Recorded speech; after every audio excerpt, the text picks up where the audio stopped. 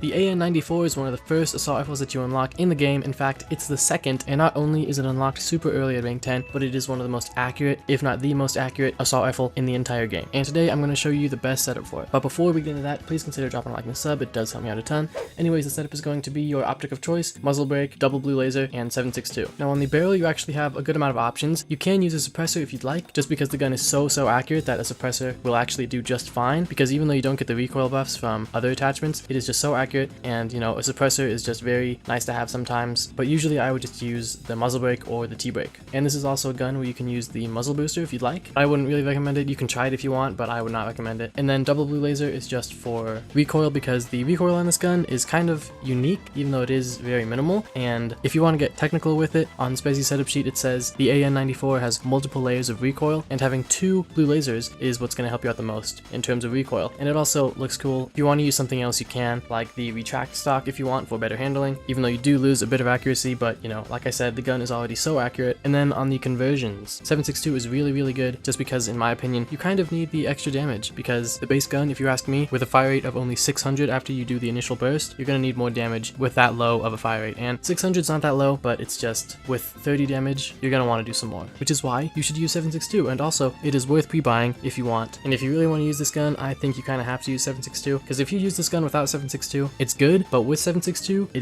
it's very strong. So I would definitely recommend 7.62. When I was using this gun before 7.62, I was having much worse games. Not that they were bad, but you know, worse than my usual games, so still good, but not as good as they could have been.